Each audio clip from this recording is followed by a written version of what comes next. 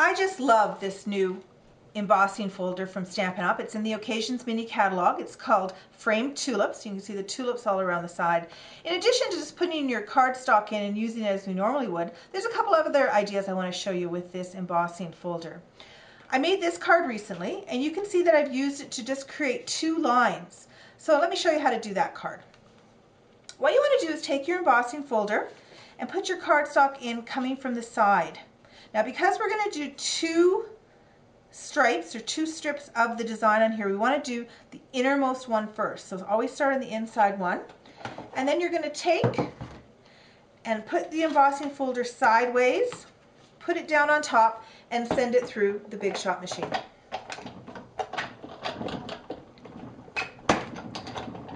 Once you've done that the first time, we're just going to do it a second time. Very easy now to line it up because your folder, if you hold it closed with your hands, is going to push right against the top of those tulips, and we have a natural second impression that's going to be made now.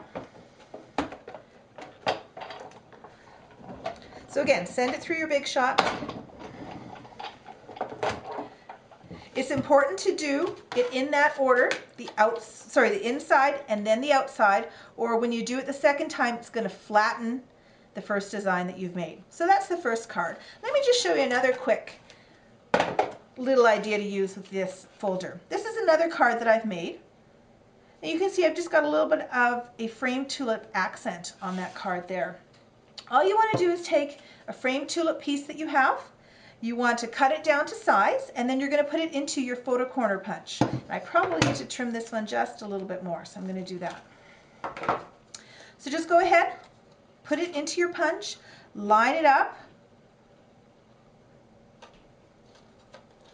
and then once you've got it lined up in that corner, just go ahead and punch it, and you've got a framed tulip photo corner. And let me show you one other idea.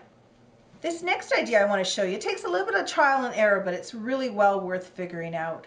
What we're going to do is take and do unusual sizes in our framed tulip. So this first piece, the longer one that's narrower, is 3 inches by 5.5 inches. This second piece is 4 1/8 inches squared. So what we're going to do is go ahead and put it into our framed tulip embossing folder like we normally would. You'll see that this is a gap at the end, but that's perfectly okay.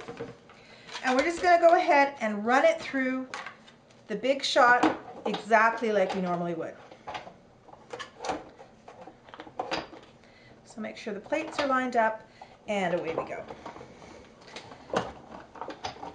So once we've done that, we're going to have a piece of embossed paper that's only done on 3 sides. So of course we want to get this 4th side done as well. So what we're going to do is take and line it up along the bottom now. So the important thing here is to make sure that you kind of feel your embossing folder click into place. It's along the bottom. These sides are already done, so you're just going to do that bottom thing. We know that it's all aligned here. We're going to put it back into the Big Shot with just the end here that hasn't been done going in first. So what you want to do is when you put it in, you're going to start to roll. You're going to start to feel the Big Shot slide up onto that embossing folder. So when you reach that point, you want to go not quite a full rotation and then come right back out again. Okay. By doing that, you've gone ahead and embossed all 4 sides. So let me show you a card that I made with that. So we've got our frame here, and I just used some of the Springtime Vintage DSP instead of a stamped image. I just cut it out and placed it in the center there. Now we've got this piece that's long and narrow, and we're going to do the same thing in the opposite direction. So again, go ahead, line it up into your embossing folder. And again, we're going to have one image that isn't done, and that's okay. Put it between your plates and send it on through.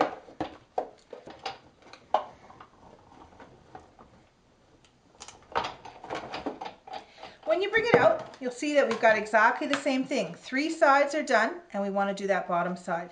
So we're going to take now and line it up again at the other side. And just make sure that those tulips are all lined up wherever we want them. And they're going to, again, kind of lock into place when you know that They are lined up. This one's a little harder than that square one, it seems to be, to get them back into position. There we go. So take it again, put it down.